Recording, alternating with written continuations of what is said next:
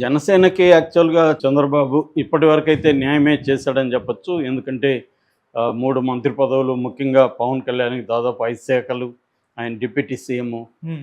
అట్లాగే కొన్ని పదవులు, కార్పొరేషన్ పదవులు ఇవన్నీ కూడా ఇచ్చాడు చంద్రబాబు. నిజానికి చంద్రబాబు ముందు నుంచి కూడా పవన్ కళ్యాణ్‌కి ఎప్పుడూ లేనంతగా పెద్దపీట వేశాడు. అంటే చంద్రబాబు రాజకీయ జీవితంలో ఎప్పుడు కూడా ఇప్పటివరకు తన రాజకీయ దాన్నేమంటారు పొత్తులో ఉన్న పార్టీకి ఇంత హ్మ్. ఇంపార్టెన్స్ ఎప్పుడు ఇవ్వలేదు. ఏ నాయకుడికి కూడా ఇంత ఇంపార్టెన్స్ ఇవ్వలేదు.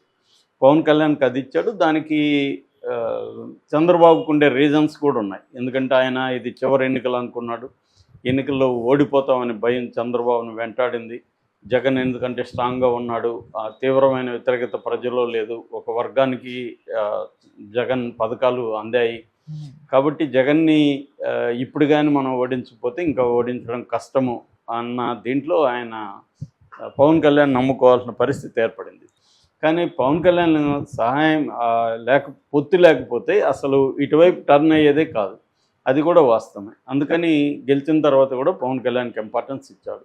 అయితే ఇప్పుడు పవన్ కళ్యాణ్‌తో పాటు ముందు నుంచి కూడా వెన్నంటి ఉండడం, జనసేనలో కూడా చాలా కీలక పాత్ర వహించడం, ముఖ్యంగా ఆహ్, జనసేన పార్టీ స్ట్రక్చర్‌ని నిర్మించడానికి, కేడర్‌తో మాట్లాడడానికి, పవన్ కళ్యాణ్‌కి కేడర్‌కున్న గ్యాప్‌ని తొలగించడానికి నాగబాబు చాలా విశేష కృషి చేశాడని చెప్పొచ్చు. ఘోరమో, నేరమో కాదు. హ్మ్. కానీ చంద్రబాబు ఇప్పటివరకు ఏమీ ఇవ్వట్లేదు. మామూలుగా ఫస్ట్‌లో మనకి రాజ్యసభ సభ్యుడు కోరుకుంటున్నారనేది వచ్చింది. ఎందుకంటే పవన్ కళ్యాణ్‌కి కూడా లాంగ్ టర్మ్ ప్రయోజనాలు, షార్ట్ టర్మ్ ప్రతి పొలిటికల్ పార్టీకి లాంగ్ టర్మ్, షార్ట్ టర్మ్ ప్రయోజనాలు ఉంటాయి. పవన్ కళ్యాణ్‌కి కూడా లాంగ్ టర్మ్ ఉంటది. లాంగ్ టర్మ్ ఉండడం అంటే ఏంటి? ఆహ్, సెంటర్‌తో ముఖ్యంగా బీజేపీ అధినాయకత్వంతో సంబంధాలు మెయింటైన్ చేయాలి. ప్రతి రీజనల్ పార్టీకి కూడా ఢిల్లీలో ఒక స్ట్రాంగ్ లైజనింగ్ చేసేవాళ్ళు కావాలి. అంటే కేంద్రంతో లైజనింగ్ చేసేవాళ్ళు నమ్మకమైన లాయల్టీ ఫస్ట్ ప్రయారిటీ. హ్మ్. దాని తర్వాత టాలెంట్ ఇవి ఉండాలి. ఇది ప్రతి ఒక్కరు పెట్టుకుంటారు. చంద్రబాబు అయినా, జగన్ అయినా, కేసీఆర్ అయినా, రేవంత్ రెడ్డి అయినా తన మనుషులను అక్కడ కొంతమందిని పెట్టుకోవడం అనేది కంపల్సరీ. అందుకని పవన్ కళ్యాణ్ ఏం చేశాడంటే నాగబాబుని ఆహ్, ఢిల్లీలో రాజ్యసభ పేరుతో ఢిల్లీలో ఉంచుకోగలిగితే హ్మ్. ఆల్రెడీ ఈయనకి ఇద్దరు పార్లమెంటు మెంబర్స్ ఉన్నారు. నాగబాబు కూడా ఉంటే ముగ్గురు ఉంటారు పార్లమెంట్లో ఆయనకి. సో నాగబాబు అక్కడ ఢిల్లీలో బీజేపీ అధినాయకత్వంతో సంబంధాలు మెయింటైన్ చేయొచ్చు అనేది పవన్ కళ్యాణ్కి ఉన్న కోరిక. హ్మ్. ఇది చంద్రబాబుకి పవన్ కళ్యాణ్ తనకి ఉపయోగపడాలి తప్ప పవన్ కళ్యాణ్ ఇండిపెండెంట్గా ఎదగి తను రేపొద్దున బీజేపీ పవన్ కళ్యాణ్ కలిసి చంద్రబాబును వదిలిపెట్టి వాళ్ళు పోటీ చేసే పాజిబిలిటీ కూడా ఉంది. దాన్ని మనం ఇప్పుడే కట్ చేయాలి అని చంద్రబాబుకు కూడా ఉండే అవకాశం ఉంది. ఎందుకంటే చంద్రబాబు గోల్స్కి పవన్ కళ్యాణ్ గోల్స్కి మధ్య ఖచ్చితంగా వైరుధ్యం అయితే ఉంటుంది. అది ఎప్పుడు బయటకు వస్తుందనేది తెలియదు కానీ వైరుధ్యం ఉంటుంది. ఎందుకంటే చంద్రబాబు గోల్ ఏంటంటే నెక్స్ట్ లోకేష్ని సీఎం చేయాలి.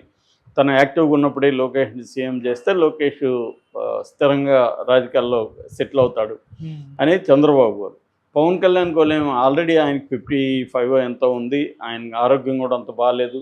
ఆయనేమి ఇంకొక 20 ఏళ్ళ తర్వాత సీఎం అవ్వాలని అనుకోడు.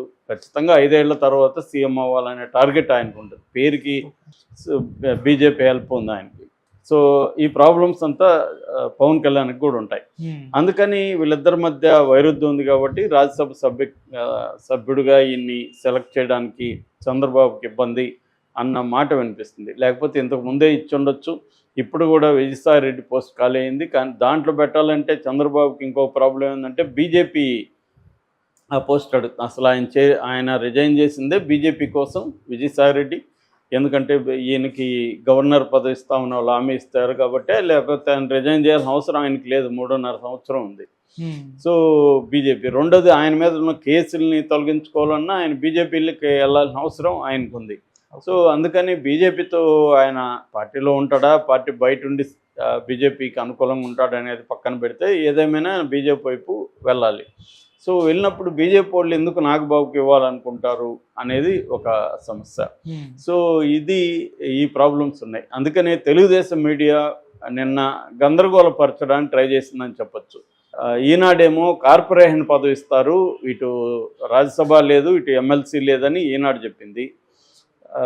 టీవీ5 ఏమో ఎమ్మెల్సీ నుంచి ఆయనే వైదొలిగాడు అని టీవీ5 చెప్తుంది.